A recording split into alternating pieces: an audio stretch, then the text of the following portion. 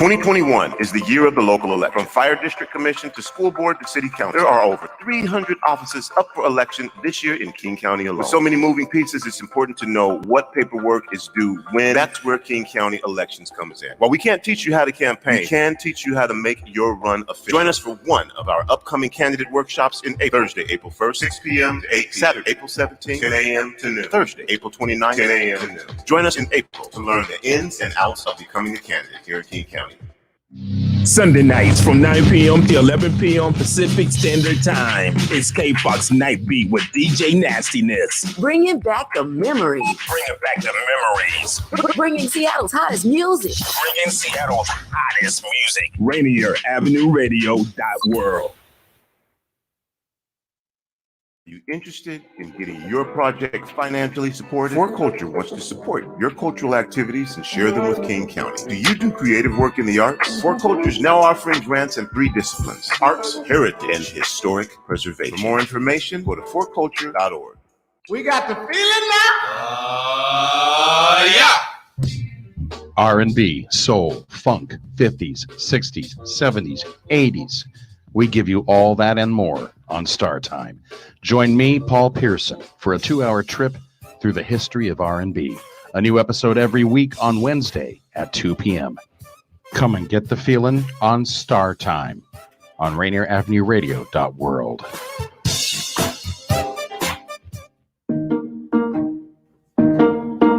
You probably have questions about COVID vaccines. Here are some answers about how they're being made. How are COVID vaccines being produced faster? Usually, vaccine testing and production are separate steps. But because of the pandemic, vaccines are being developed on parallel tracks. So both steps are happening just at the same time. How are the vaccines being tested? Right now, several different COVID vaccines are in testing. Each go through multiple clinical trials with up to thousands of volunteers. How do vaccines get approved? Not all COVID vaccine versions will make it to the final stages of testing and approval. Produced vaccines that do not pass clinical trials will be destroyed. But for those that do pass, a team of medical experts will examine test results and possible side effects. If the vaccine is effective and safe, it gets approved and gets to you. Go to covidvaccinewa.org to learn more. A message from the state of Washington. This is Rainier Avenue Radio World.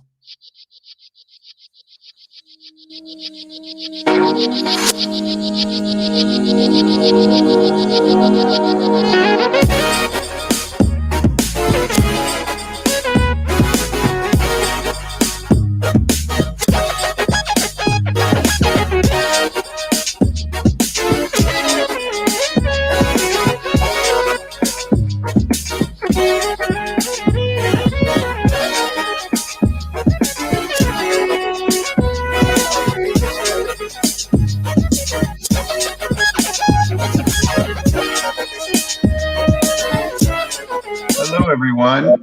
Welcome to our discussion with environmental justice advocates on their insights of some notable developments and wins and continuing work as lawmakers are in the last stretch of the 2021 legislative session.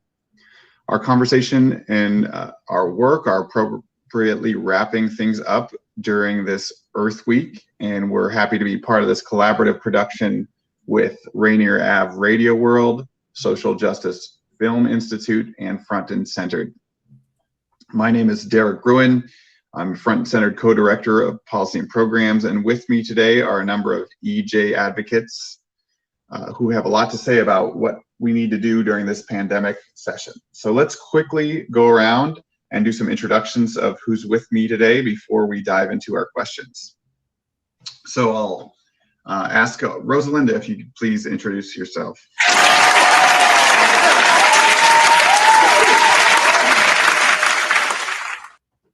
Hello, everybody. Wow, what a crowd.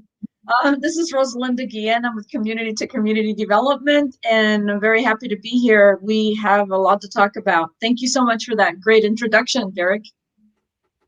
Welcome, Rosalinda. Pleased to be talking. Could I add to that saying that I'm in actually rural Skagit County, and Whatcom County is where we do our work.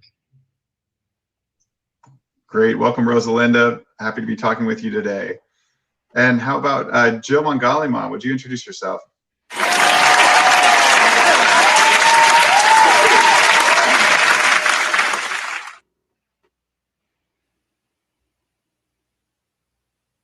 And you may be on mute, Jill. Let's see. Oh, we're not getting you, but we'll come right back to you. I'm gonna take a moment and we'll introduce Maria, if you'd introduce yourself to us.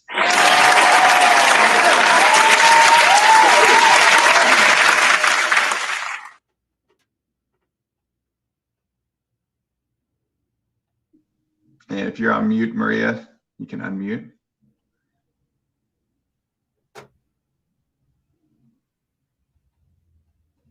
All right, well, we may have to come back to Maria as well, but we have Rosalinda here to start. Maybe we can just get started with you, and then we'll continue on to our other guests. We know that some are on their way as well.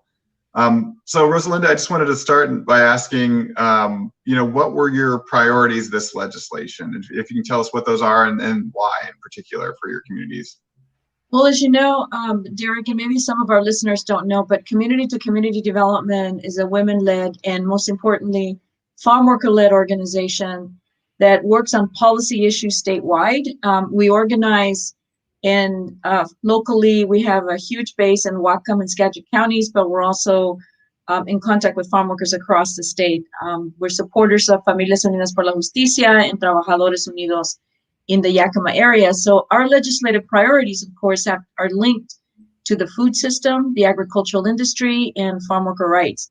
So at the top of our legislative agenda is always environmental justice related issues, because our people are working on the ground, on the land, in a very industrialized industry, which is the agricultural industry.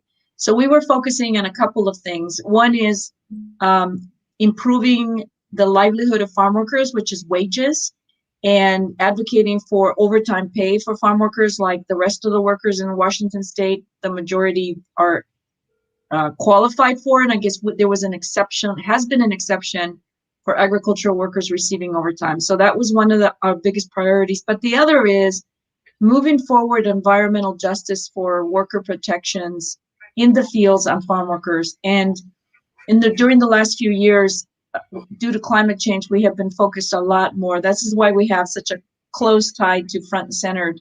So the HEAL Act was really a focus for us to try to keep moving environmental justice. As you know, we were participating in the initiative. So I think that for us, this legislative session, really working on environmental justice principles with front and centered, and in the policy arena, the HEAL Act, but also what do I want to say? Continuing efforts to pass cap and trade schemes. And so we have been very engaged in these issues with front and centered. No, it's not. Perfect. Thanks, Rosalinda. And let's see if we have any of our other guests. Jill or Maria, are you able to join now? Okay. There's some background. There's background noise, yeah. Let's talk. If you can even keep track. Well, we'll loop you in. Just let me know when you're online, and we'll get you in.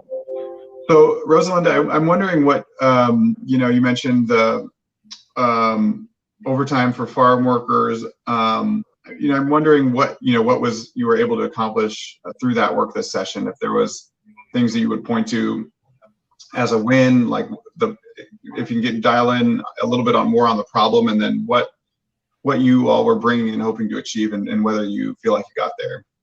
Well, community to community looks at environmental justice from a holistic perspective. So farm workers are some of the lowest paid, in my opinion, highest working workers in the state and in the nation. I mean, the lifespan of a farm worker is 49, and it's actually gone lower because of COVID. And so part of the issue that we see is the incredible amount of hours that workers work in order to make a decent wage. And so we've been advocating for a long time for full and complete rights and benefits for all workers, for all farm workers in the state of Washington, just like other workers have. And so this has been a long time effort. The Supreme Court of Washington State ruled in favor of farm workers receiving, or farm workers being removed from the exclusion to the benefit of overtime pay like the rest of the workers in the state of Washington. It was a constitutional decision based on the Washington State Constitution, but it was also based on the fact that this exclusion of farm workers was pretty inhumane and linked to racial justice. And so the legislature came into play when the agricultural industry disputed that. And they couldn't dispute the overtime pay that the court had legislated or decided on. But what they disputed on was retroactive pay for dairy workers and other farm workers if they received overtime. So they introduced a bill in the legislature to stop the pay of retroactive pay of overtime going back 3 years, because that is what is mentioned in the court decision, that farm workers would be able to claim 3 years back pay of overtime. And so there was a process in the legislature to oppose that removal of retroactive pay. But then we came in and we negotiated with the industry overtime pay for all farm workers, not just dairy workers, and for that overtime pay to move faster than what the court was looking at, a shorter timeline, if you will, for that overtime pay for farm workers. And so we managed to get that bill passed. It is now law. We're waiting for the governor to sign it. And by 2024, January 1st, 2024, the agricultural overtime exemption will be completely removed from Washington state law. And from that day forward, it'll be in law. But farm workers will be able to start receiving overtime pay after 55 hours a week on January 1st, 2022, and then it will go up. It'll go lower in 2023, and by 2024, it'll be over 40 hours a week. Farm workers will receive overtime. I just cannot I cannot explain to you what this means to the farm worker community. That farm workers are now eligible for overtime pay. It is a shift in the agricultural industry, and even the industry agrees that this needs to happen. It will happen, and we negotiated it. So it's literally a historic bill.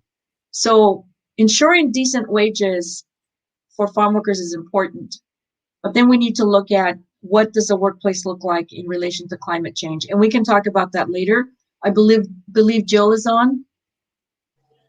Hi, Jill. Are you able to get your audio going? Yeah. Do you hear me? Yeah. Yes, welcome. we can hear you. Oh my gosh, wonderful. Hi everyone. Jill here from Got Green. What's going on? Welcome. Yeah, so glad to have you to talk with Rosalind, myself, and hopefully Maria and a couple others soon. Jill, I was wondering if you could just maybe briefly introduce yourself, and then also talk about, what you were looking at this legislative session, what you were focused in on, and which priorities and why. Sure. Yeah, and just big congratulations to the farm workers. I think I'm just so inspired just by their by C2C and Feminist Unidas. I remember when they called us out to the Sakuma boycott a few years ago, 2013, and just seeing that kind of organizing and power makes us city folks want to fight even harder. And yeah, that worker solidarity is so key. But yeah, I'm Jill Mangaliman. I use they them pronouns. I am the executive director at Got Green. We are a environmental justice organization based in South Seattle. We focus on ensuring that our people of color have access to a healthy environment, living wage green jobs, healthy local foods, affordable housing, and also a reliable public transit. This session, we had our eyes on definitely the HEAL Act. We really wanted Washington State to adopt environmental justice as a priority, to create a definition, and also we were very vigilant and against false promises, false solutions, such as carbon markets, and so advocated very strongly against cap and trade. But yeah, that has really kept us busy this quarter. This has been one of the most lively legislative sessions I've been in for the last few years, and it's not quite over yet, but we are definitely committed to climate justice, and ensuring that our communities, frontline communities, again, can live long, healthy lives, and that we are protecting our Mother Earth. Great. Thank you so much for joining us, Jill. Excited to have you on and be talking. And I think Maria might be on. Let's see if the tech is working for Maria now. Can you hear us, Maria? Are you able to introduce yourself?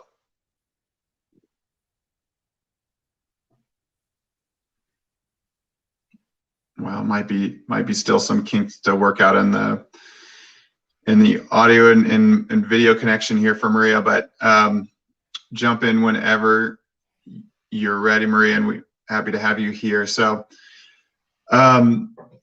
let's see, Jill, just going back a little bit to what you were saying in terms of what you're hoping to accomplish. I'm just curious what you're, in your conversations, or what you've seen in the conversation with the legislators this session, how they've been responding to your priorities in terms of what God Green is advocating for, if you think those are resonating, or any challenges you are in getting the message across. Yeah, I mean, climate change is the biggest crisis that we got. And, like, I guess COVID is on everyone's mind, but it's related. We're unfortunately that our economy up is, there's going to be a crisis until we really shift the tides on and how we live on this planet, how we live with each other, how we treat each other, moving away from like extraction and exploitation towards one where we're caring for each other and caring for the earth. And so in our conversations, about like what's it really going to take to tackle this issue of climate change, the devil is in the details, and it sounds good on paper, like initially, cap and invest. Those are nice things. But once you start digging into the bill and, really having to read the fine print, you can see that there's a lot of language in there about, carbon markets and trading and allowances, credits, offsets. And, those are not actually going to keep pollution, keep fossil fuels in the ground or reduce pollution at the source. If anything, when we talk to community members, when we've talked to legislators, we really point out, like, how is this going to improve in our communities, especially the fence line communities who are right outside, the stationary polluters, or who have been exposed long-term to pollution. And how is this bill actually going to reduce at the source, especially when people can, these companies can buy these offsets and get out of their responsibility. There's a lot of loopholes in that bill. It's a pretty alarming when you start to dig in just how much more it benefits companies and their bottom line. We've done workshops with our members, with community members, and once we start to dig into it, people become alarmed because, like, what does this have to do with justice? If we wanted to really meet our goals or to change the conditions of our communities, we really need to start actually reducing the pollution. And there's implications, right? There's this COVID. There's studies that show that, from Harvard, that long-term exposure to pollution actually higher your death rate. And so it's BIPOC communities who are, at a higher risk of being affected by COVID, and, all kinds of health issues that our people are struggling with, from heart disease to asthma, made worse by your zip code by where you're able to live. And, this area has a long history of racial segregation and redlining. And so it's no mistake that the most hazardous sites are where working class people of color and immigrants live. And so I think that, as long as we continue to tell legislators how important it is that they not sacrifice our communities, like historically, to actually fight for real solutions for the climate, for our communities. That's all we can do. I think we're reaching people. I think folks are really starting to listen, doing our best to get that story out there, get our stories out there, and educate ourselves, because, yeah, it's happened in other states and other cities, right? Like, not just locally or now, but also internationally, the impacts of these carbon markets. And so we don't want what's happening around the world to happen to us. We also don't want to hurt other communities with our carbon markets if we start one here. There's a solidarity that when people are fighting for their lives, we have to protect each other, protect the earth. For our future. We can't trade away our future. So thank you, Jill. And Rosalinda, I'm just curious, it sounded like that farm worker bill started in a place that the most impacted communities, in a place they didn't want it. It was not good. And I'm wondering the forces that, got it to a place that it actually was meeting farm worker needs in comparison to what Jill was describing. I think it's real negotiation that benefits both sides, which I think is why the cap and trade is such a false solution. That it's so much bigger. So we're talking about overtime pay for farm workers in a pandemic period of life, in our state where they have been declared essential workers. I wanted to follow up with what Jill was saying, that look, farm workers are essential to our food system in Washington state and all across the country. They actually every single day see and feel the changing climate and its impacts, not just on themselves and the hard work they have to do, but what's happening to Mother Earth as they're working the land. So they're on the land every day, and they feel the changing climate, and they know that something is wrong, and that corporations, in order to keep up a certain profit level, will use false solutions to keep that profit level up. We also held group sessions and focus groups and individual conversations with farm workers, linking their well-being, their economic well-being, to the climate and to Mother Earth and what's happening on the land in relation to their jobs. So, I think that, the fact that farm workers' lifespan right now is 49 and probably 47 now after the pandemic speaks to exactly what Jill is talking about. That when you sell or trade the future of a community, it's a slow death for us.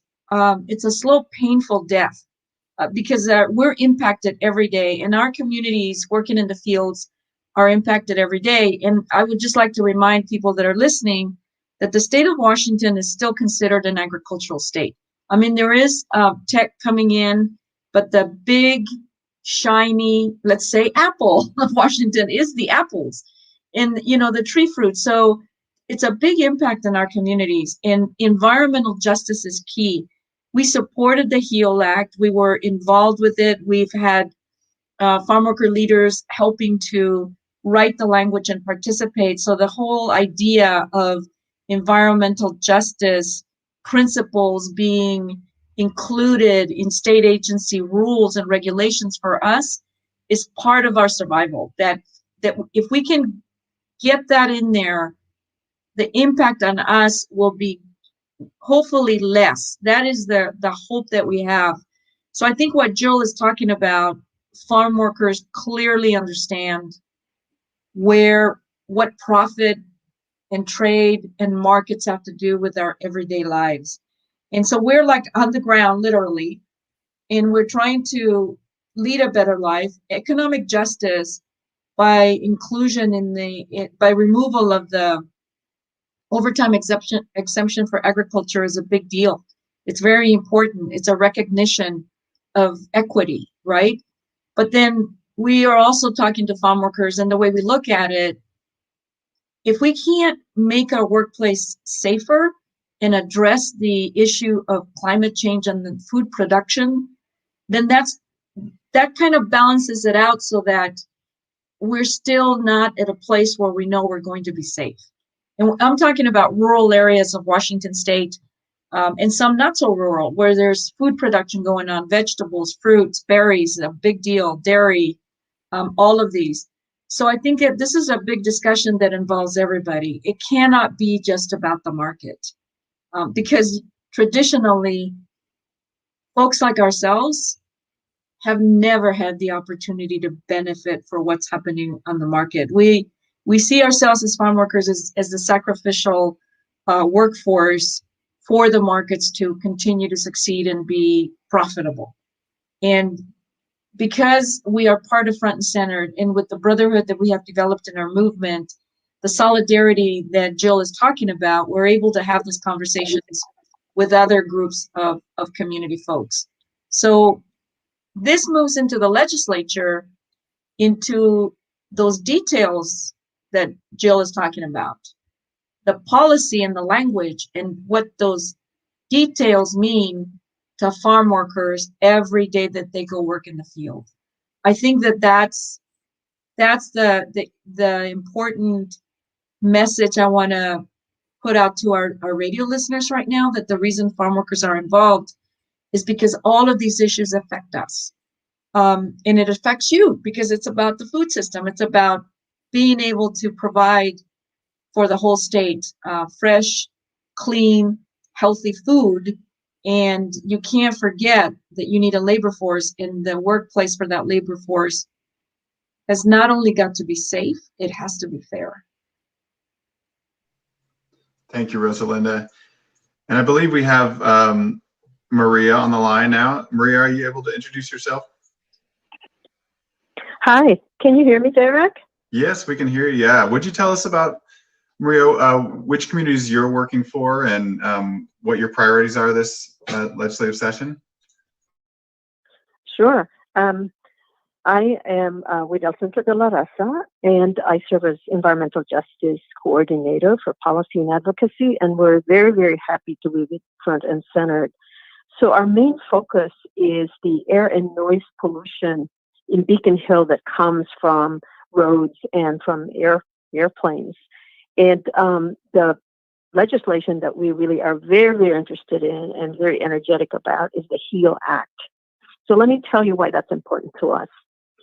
So in Beacon Hill, we're an EJ community. We have about 30,000 people with 72% people of color and 44% immigrants and refugees. And we're right underneath the flight path. And with the regional growth, there's so much more flights such that we had community noise measurement from airplanes back in 2018. And it shows that every 90 seconds at Jefferson Park, the airplanes come for anywhere from 70 to 90 decibels. And that's way above the 55 decibels during the day and 45 at night. So as a community, we're not near the airport, so we're not eligible for any noise mitigation. And this is where the HEAL Act comes in, because what it does is it puts in the state law the definition of what environmental justice is that affects our people of color, BIPOC, frontline communities much harder because of our different social and economic conditions and health conditions.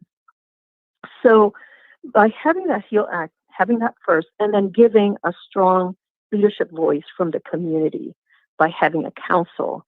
And the third one is making sure that the departments that are heavily involved with health and environment, like ecology, transportation, health, commerce, and so on, that they put into their own strategic plans what they're going to do about environmental justice. So from an invisible community, we are hoping that this, the PASO Act will lift us up. There is a tool that's being used in the HEAL Act. It's called the Health Disparities Map, wherein it's a compilation of different indicators of pollutants to show what the emission and impact is on various communities. So that's kind of a long intro, but that's really why we want this HEAL Act to pass. Great. Thank you, Maria. Really happy to have you with us. We have to take a quick break, and we'll be back with another guest and to talk more about the Healthy Environment for All Act in just a moment here. So stay with us. Rainier Avenue Radio.world, celebrating 4 years of broadcasting 24 hours a day, 7 days a week, in the interest of South Seattle and surrounding communities. Hey, it's Tony B, and yes, I'm excited to share with you that April 1st is our birthday. This one is our 4th of amplifying the diverse voices in our communities, broadcasting community events, providing award-winning instructional classes to youth and adults, supporting our music communities in all genres and forms, hosting critical conversations, and making sure that we are who you are. 2020 provided us with the opportunities to meet the needs of our communities. Rainier Avenue Radio is proud to have provided our communities with the most comprehensive coverage of how the coronavirus did and continues to impact our communities. And so, for our birthday, on behalf of our amazing staff, volunteers, and show hosts, to all of our contributors, supporters, listeners, and viewers, thank you. Thank you for your support and patience while we were trying to figure out this internet and broadcasting media thing 4 years ago. Thank you to our youth students who took our courses in interdisciplinaries like communication, journalism, multimedia, math and coding, adult digital literacy, social media analytics, beat making, film, photography, and of course, broadcast. Thank you for staying with us even when we made mistakes. You know that when we provide opportunities for you to share your voice, thoughts, issues, concerns, and talents, then we look at that as growing together. As the African proverb says, that is how we will go far. We have grown, and you've grown with us. We have over 80 shows hosted or produced by members of our communities. And all of this during a pandemic. But that is one reason why we do exist. As a true grassroots organization that started out broadcasting out of a study room in the Columbia City Library, we formed alliances with groups like the HCAACD, worked with city government, private developers, and a variety of arts organizations to promote sustainable art space, land acquisition, and ownership for arts organizations. I'm sure many were shocked when we leased 3 properties in the heart of Columbia City, providing our community members with business opportunities for a hair salon, barbershop, recording studio, rental hall, youth concert and celebration space, artist residency, and an art gallery, among the other multiple uses. We are continuing that growth as we move towards ownership of property in the Central District and in land acquisition in South Seattle's Columbia City to preserve the historical and cultural artistic integrity of our communities and ensure that independent voices continue to be heard. So for those of you who have found out about us recently, we thank you on our birthday for allowing us to broadcast our community-created content however and wherever you listen and watch. If you'd like to make a birthday donation to Rainier Avenue Radio, it would be much appreciated. Yes, times are tough, so any amount would be greatly appreciated. You will see the results. Here's how you can donate. You can go to our website at rainieravenuradio.world and go to the donate page. You can Venmo at Rainier Avenue Radio. You can send a check to Rainier Avenue Radio, P.O. Box 18774, Seattle, Washington, 98118. You can donate to Shunpike, which is our fiscal agent. Just indicate that your contribution is for Rainier Avenue Radio. Shunpike is the 501c3 nonprofit agency that provides independent art groups like ours in Washington State services, resources, and opportunities. Once again, happy birthday to us at Rainier Avenue Radio.world. We are your community radio station. We will continue to provide you with community-created content, broadcast live from our communities, and of course, we'll bring you high school sports like nobody else can. Join us in celebration. Rainier Avenue Radio.world.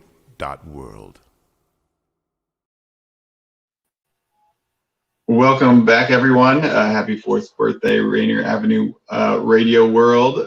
You are here with us in a conversation with environmental justice advocates on their insights on what happened this legislative session in Olympia in Washington State here. My name is Derek Gruen, Front and Centered co-director, And we've had a great, robust conversation right now about what communities need here in Washington State to thrive, to achieve justice from both rural and urban communities. And we have a new guest that's joining us to talk more about the Healthy Environment for All Act. I want to welcome Guillermo to join us.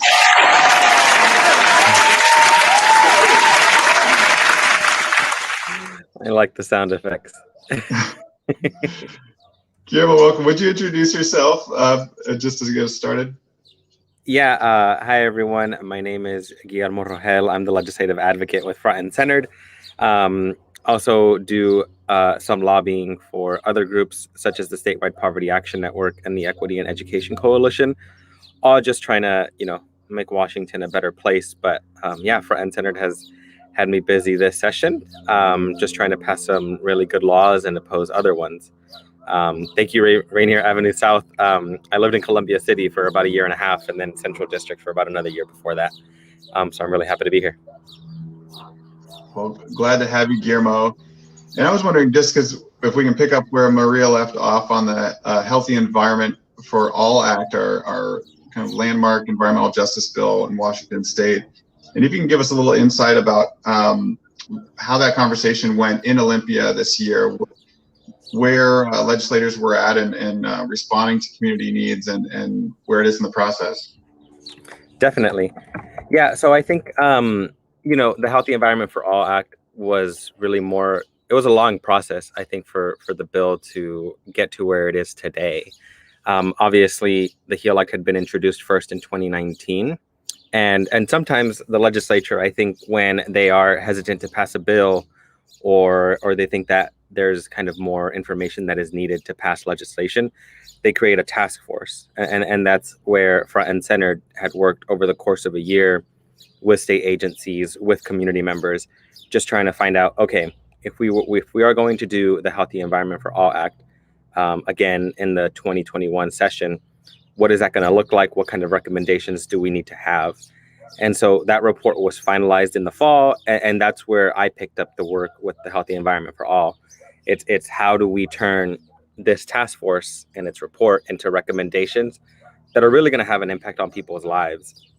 So I was really grateful for the work that was done before I arrived. And I just kind of hit the ground running and started talking to legislators about the HEAL Act and about its implications. I think we were in a really good spot to begin with. I think if you go back and look at the protests that happened over the summer, there really was a reckoning in the nation about what does racial and social justice mean in our country, and I think we were starting to figure out and realize, I think a lot of people who had been talking about this for years, seeing allies and seeing folks who maybe didn't center racial justice or social justice as much, starting to talk about it a little bit more. And I think that is what put us in a position to really prioritize the HEAL Act in the state legislature. And I also think that legislators saw that they had to make a commitment on racial and social justice.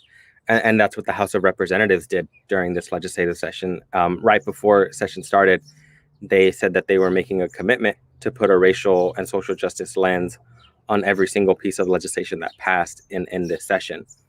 I think that should happen regardless of whether or not there are all of this, there is this reckoning at the national level and all these protests going on. Because when policy is made without that lens or without that concentration on community members who are most impacted, then you can end up with really bad policy. And that's the opposite of what we had with the HEAL Act, because we had that collaboration with community members, with farm workers, with folks who live in these areas that face these disparate health impacts on air pollution and the changing climate. We did it right. And I think that's kind of what made it hard for the legislature to ignore the issue or to vote no on it. So that's where we're at now. We're just waiting for the governor now to sign the bill into law since it passed the House of Representatives last week.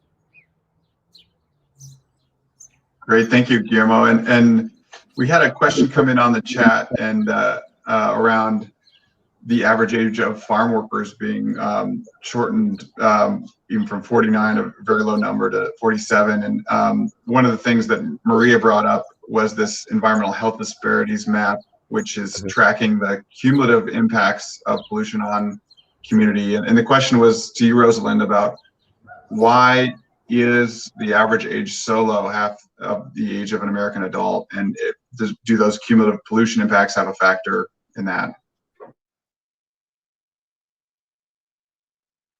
And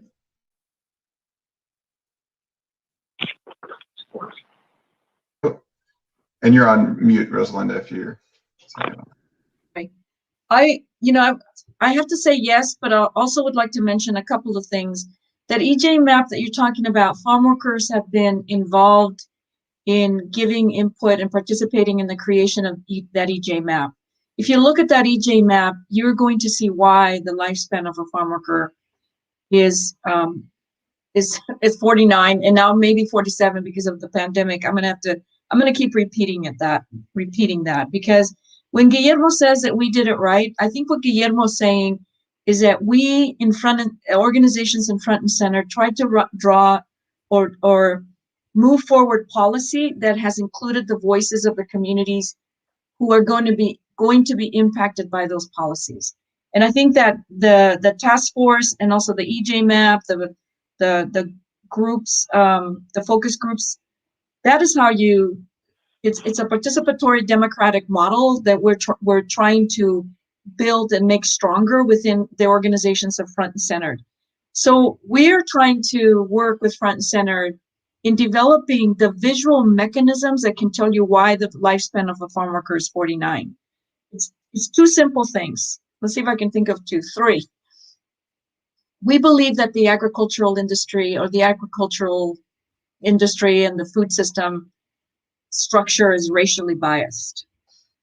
We also believe that there is a use of chemicals and pesticides that are being used in the production of food that damage farm workers' bodies every single day in the agricultural industry across the country and in Washington state. And then the unjust wages and treatment of farm workers within the agricultural industry, because I believe of structural racism, makes the work so difficult and so hard. The long hours that farm workers have to work in difficult situations. If you can just think of the long hours working in conventional agriculture where chemicals and pesticides are being used. And now you've got the addition of climate change happening where the temperatures are rising, the weather is changing, there's more dust, things are becoming even more dangerous. So, and then, when you look at the lack of wages and fairness, no benefits whatsoever, no medical plans, no health care, then you're talking about a community that is so vulnerable.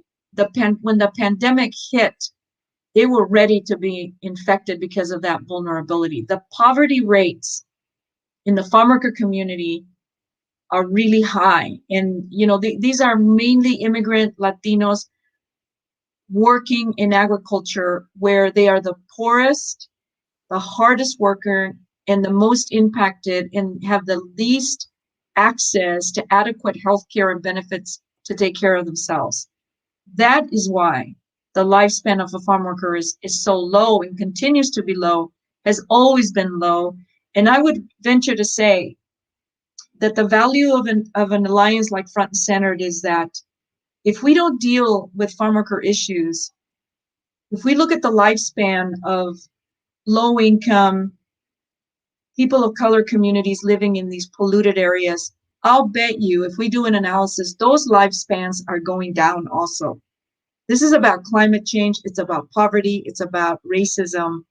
And when we look at a policy like Senate Bill 5126, we are looking at policy, including the HEAL Act. How is this going to benefit us? And even if the benefit isn't immediate, is it at least going to give us a voice in the decision-making moving forward so that we can protect our communities?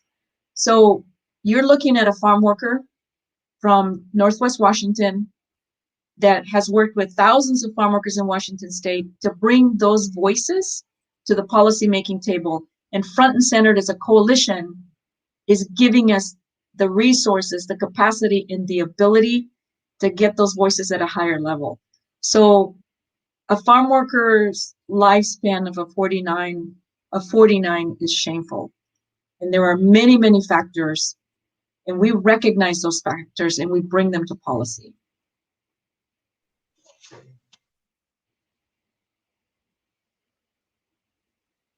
But you're muted, Derek. All right, thank you, Rosalinda. And what you described as a really complex set of systemic problems. You described, your approach and working in coalition. I'm wondering, Jill, one of the things you described earlier is really addressing in a holistic way your community's needs. How have you organized, especially to move policy in a way that moves towards systemic change? When we know these are so big and complex and connected to create those outcomes that Rosalinda described.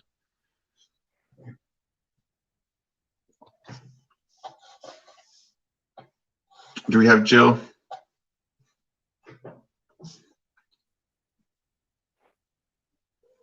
Perhaps we might have lost Jill here, but we'll circle back to them. And oh, there we go. I think Jill's popping up. So Jill, the question is just about how do you make systemic change and leverage policy towards that bigger vision of these intersectional problems? I mean, yeah. First of all, sorry. This is why we need free broadband. My internet connection's terrible.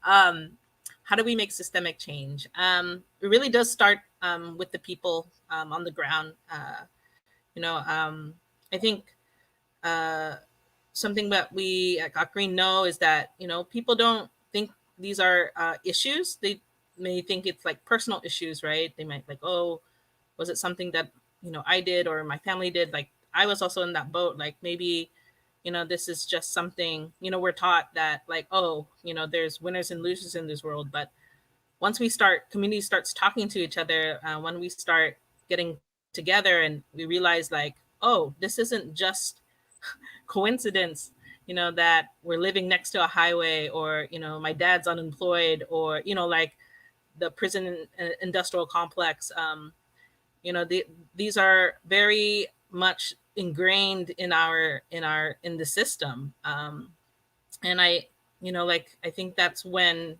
we find the language, the words that we've been looking for to explain our situation.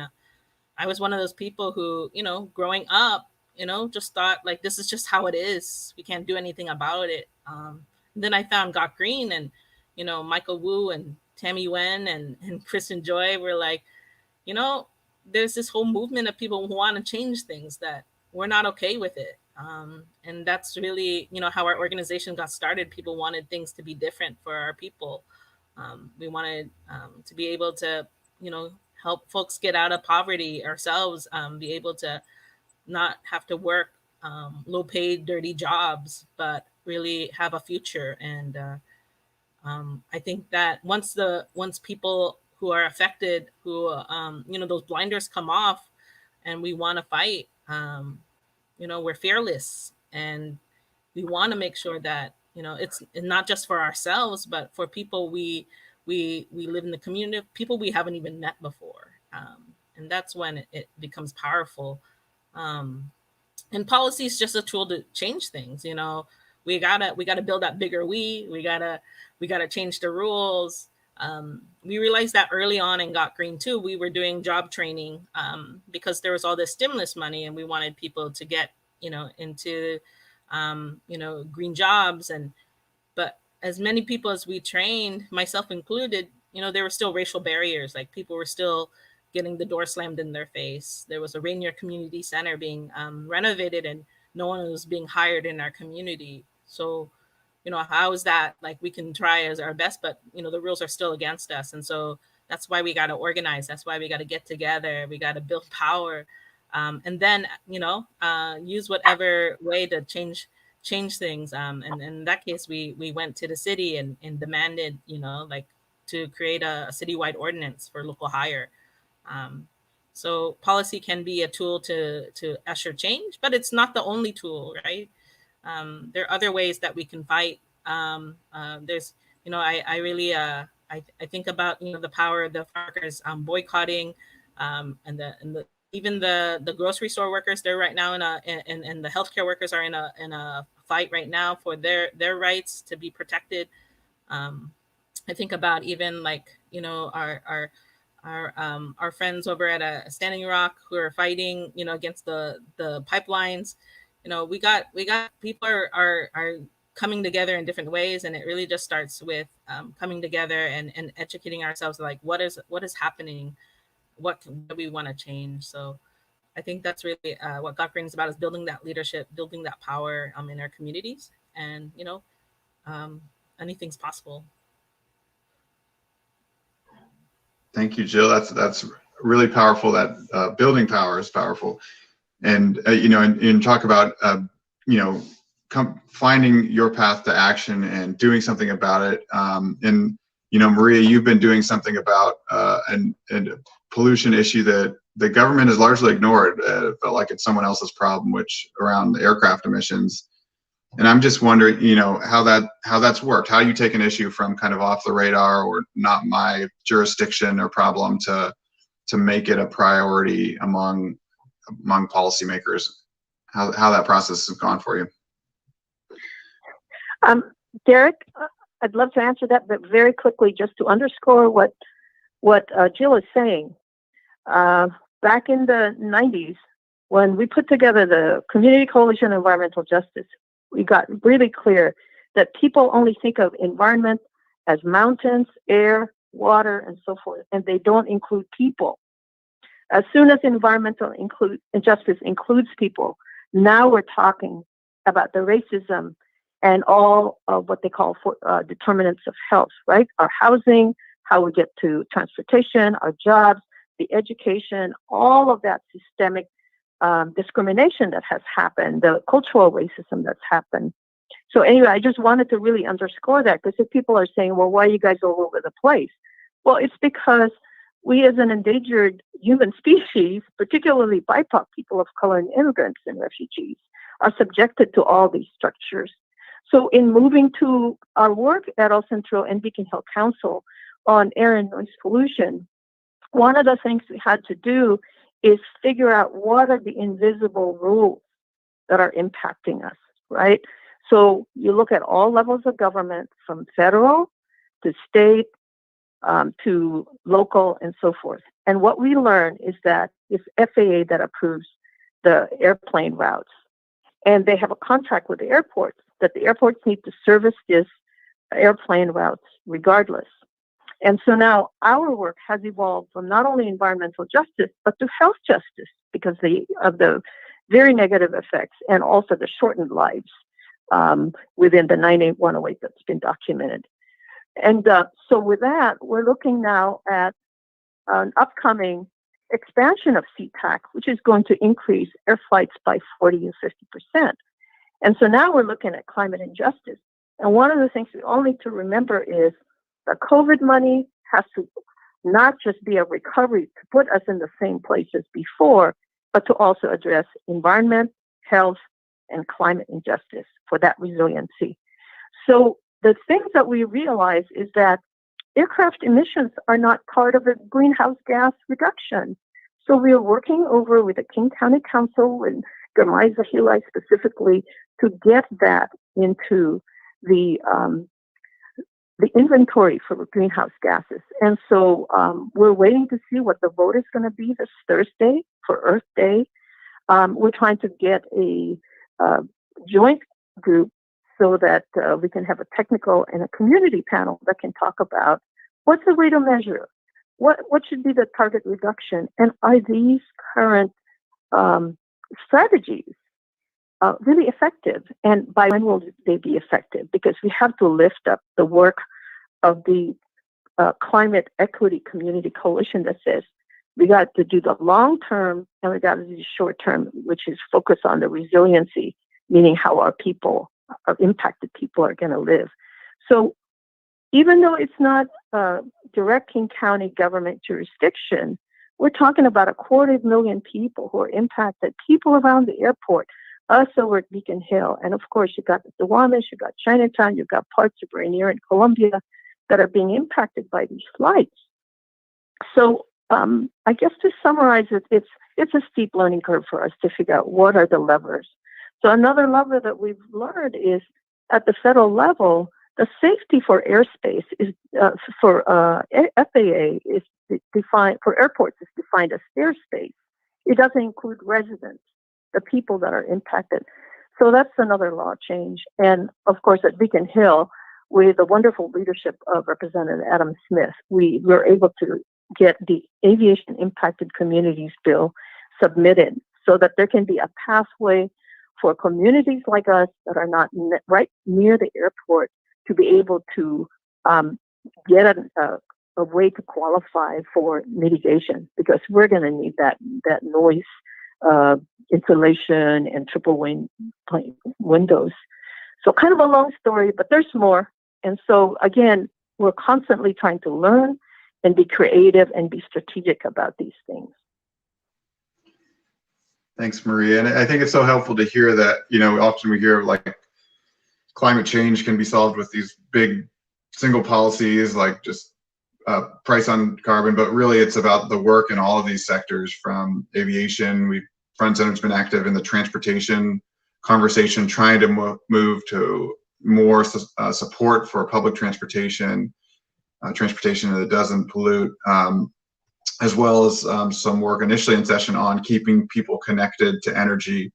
We know the COVID crisis has put a strain on folks, and as we transition off fossil fuels to renewable sources of energy, we cannot be cutting people off from energy for lack of ability to pay. So it really takes action in all these different spaces, and this is the big project, the work to be done for really a just transition that's more than just a single policy or program. And I appreciate you bringing in the federal level. Obviously, there's a lot more optimism about climate environmental justice there. And I'm just wondering, maybe from Guillermo again, you know, what your outlook is on state action with, you know, the conversation in Olympia this year, if you think there's a step towards potentially more integration of justice in the work of legislators as a focus of the environmental and climate action.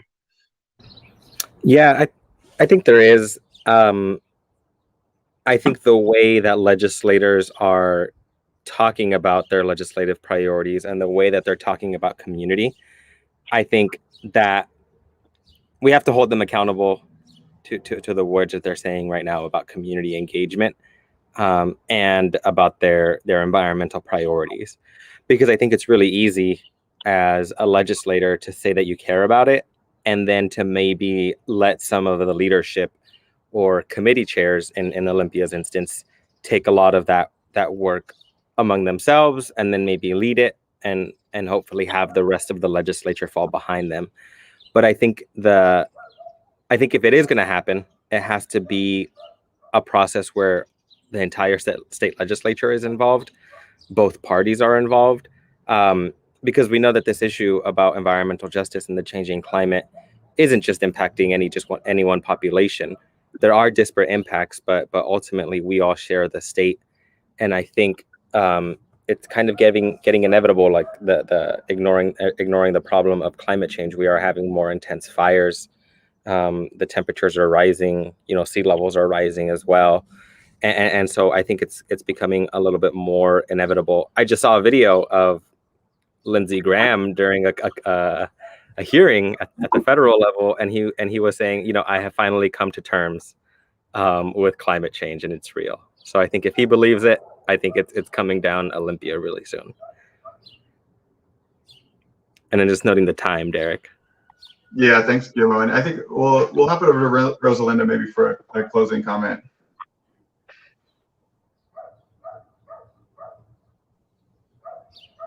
Wasting precious seconds unmuting. No, I wanted to say that one of the guiding principles we have is what we call our just transition framework.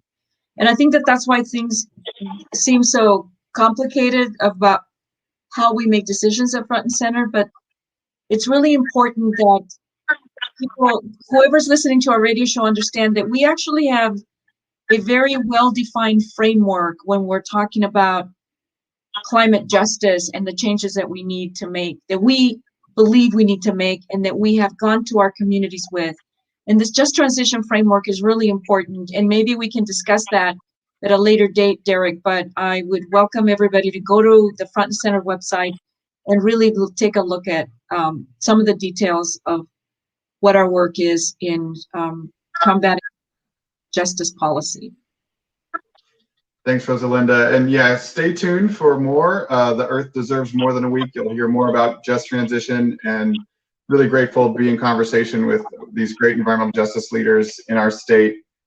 Stay tuned for more to come on climate justice in particular in our next segment. And we will be back very shortly. Thank you. This is Paul Pearson, host of Star Time.